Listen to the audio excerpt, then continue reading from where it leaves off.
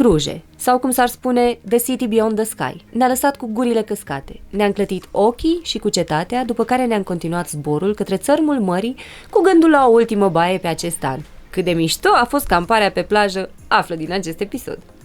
Noi suntem Ana și Kiwi, iar împreună am pus bazele proiectului Transhumant. Călătoriile noastre au fost și vor fi o continuă aventură atât în expedițiile noastre cu patrolul, cât și la concursurile unde ducem mereu Toyota la limită. Trăiește alături de noi și experimentează aventuri pline de peripeții care te fac să simți că trăiești. Apasă butonul subscribe și alătură-te aventurilor noastre săptămânale.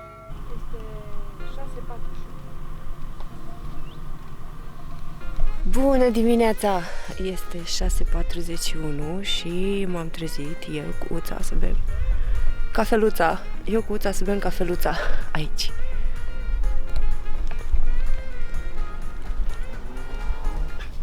Eu cu Uța să bem cafeluța și cu Lesi. Da. Ui. Și uite unde bem noi cafeluța. Predăm ștafeta. Hai, te dă bucile partenere? Aici. Nu mai zic ce mă doare.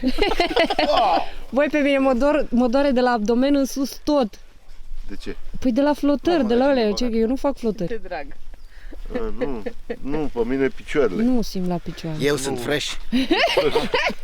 Chiar ești fresh la picioare?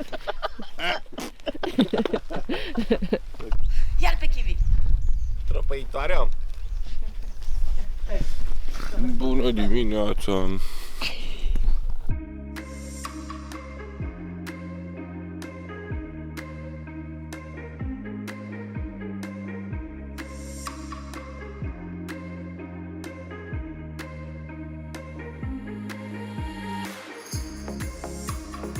A sosit momentul să părăsim acest minunat peisaj din fața noastră. Nu-l vedeți voi, îl vedem doar noi. Noi ne grăbim puțin în această dimineață pentru că noi suntem în capătul unui drum care duce deasupra orașului Cruje la un punct de belvedere. Acest drum are 4-5 km și se urcă aproximativ 500-600 de metri diferențe de nivel. Prilej ideal pentru un concurs de VTM, viteză în coastă. Nu știm exact în cât timp va începe concursul, așa că ne grăbim să nu prindem cumva blocat drumul, să nu mai putem coborî în oraș. Am trecut rapid mașinile de pe modul off-road după aproximativ 300 de km de piatră. Am trecut pe modul de asfalt pentru că astăzi ne așteaptă 230 de km de asfalt până pe plaja Gipe.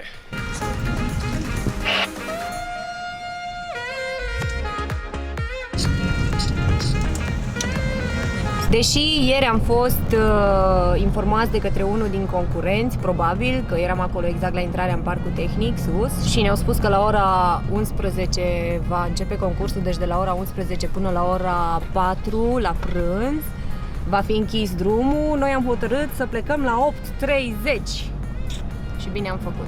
Cred că e ultima coborâre.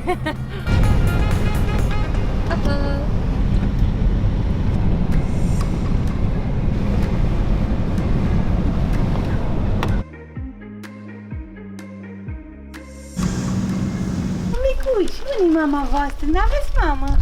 Haide, Lizica, aveți micuții, nu vă țin. Registrările le montăm.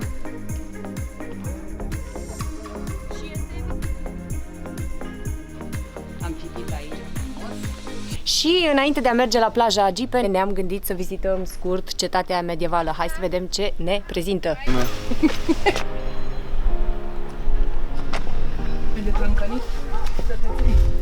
Jos un pic și în drumul nostru. Lesica, tu n-ai dormit azi noapte? Nu, dimineața.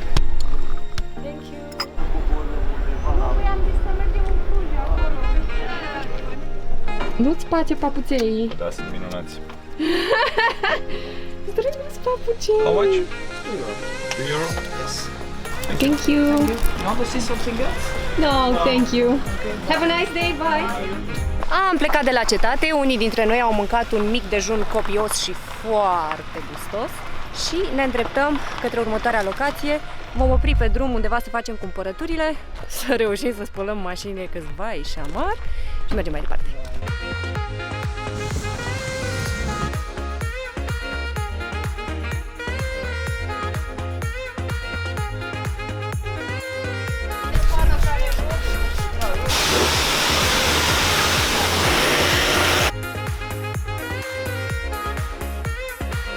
A găsit Kiwi Service de fapt nu e service, pardon, magazin de piese auto. Taceți din gură! Să vadă de furtunul pentru lichidul servo, să-l înlocuiască.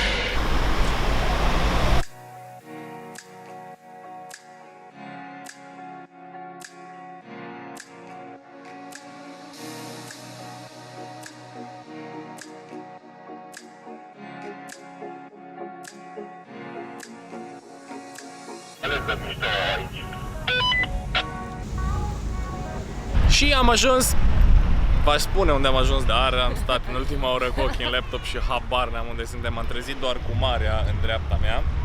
Ana a condus, deci Ana ne va zice unde am ajuns. Unde am ajuns, Ana? Da! Uța, unde suntem? Pe mare! E super! Și Uța știe. În Flore. Am ajuns în Flore. Dar nu este destinația noastră finală, de aceea, de acolo confuzia. Cu curec tripe. Stai așa un pic, să bag și eu pe traducere, că nu știu. Ce e pâinea? Nu mai spune. Am mâncat bine și mai puțin nesănătos, iar pentru că am făcut treaba asta, acum ne îndreptăm către o măcelărie. Pentru că de seară s-a cerut grătar. Mai mult de dragul de a face grătar, nu de dragul de a mânca carne, pentru că aici este carne Așa la zicem acum. fiecare pas. Până de seară e care lungă.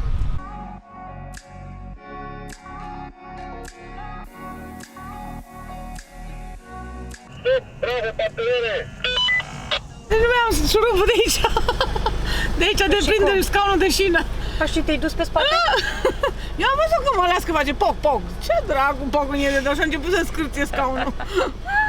Lesi, mă, catapultează-mă lentuță că trebuie buton de ăla acum. Dar ce șurub? Că sigur avem noi. Da, am și șurubul, că l-am găsit, dar n-aș fi zburat. Fiuliță nu are. Am oprit să luăm niște apă de la izvor. 1 kilo, 200 left. Și... Yeah, 1 kilo is very, yeah, 200. Uța, tu ce ai cumpărat? Așa, să-ți prezint. Oregano, care mi s-a terminat, era ultimul din Grecia. Dulceață de smochine. Smochine, să fac dimineață cu brânză și cu miere. Așa cum ți-ai dorit de atunci. Uite-te un Ia cântar. uite ce cântare. Ești fantastic, le. Sultan Abdulhamid. Ăla murea el cu cântarul. Eu, Pandei, nu cu zbor. Nu cât vor Mai bună. They understand a lot because they've been in under 30. Thank you, bye! Bye. Enjoy.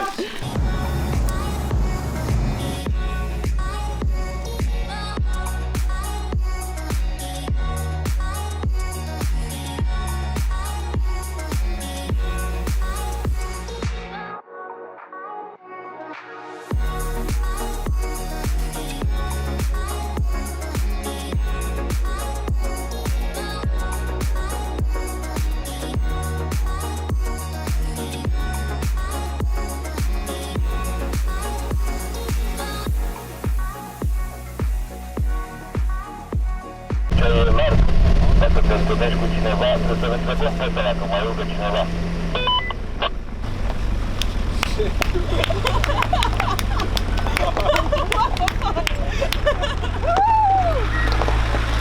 În locația în care vrem noi să ajungem exact, dacă vrei să ajungi acolo, nu reușești decât cu 4x4 sau pe jos. Și mai avem cam 2 km jumătate. Iar în 4x4 nu includem și mașinile,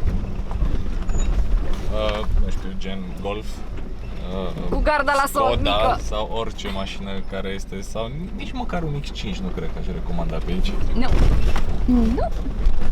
Nu. Ok. Trebuie să-mi feresc capul, da. Are Kiwi casca de concurs și cred că o voi folosi. Ei, cum vi se pare, mișto, nu?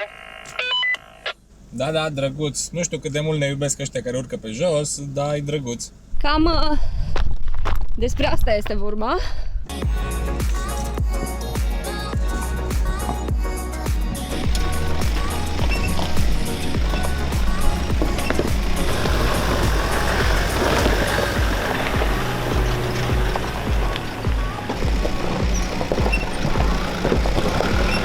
Wow!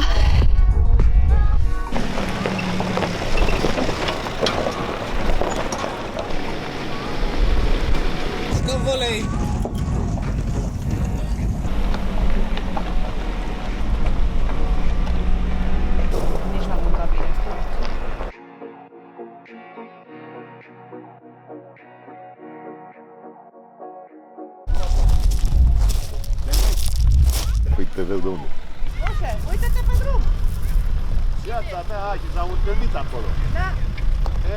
Am ajuns pe plaja Gipe și destinația noastră finală pentru această zi, unde vom campa, dar deja am campat. Ne-am mișcat foarte repede, deci am ajuns, pac, pac, pac, pac, pac și totul a fost montat. Dați multe. Când... Bingo! De obicei și ele... Lasă, mamă, că drum. Hai, Valente! Noroc, partenere, noroc, Chivi. Noroc, Chivi, hai cu Fanta, iare!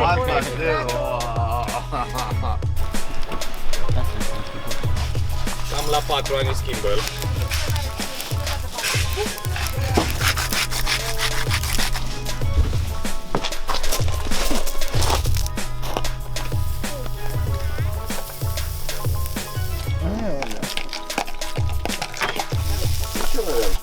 Cu gura plină n-ai ce să zici. Ce face Leti, Chivi? Mă uit la partener. Nu am nicio treabă.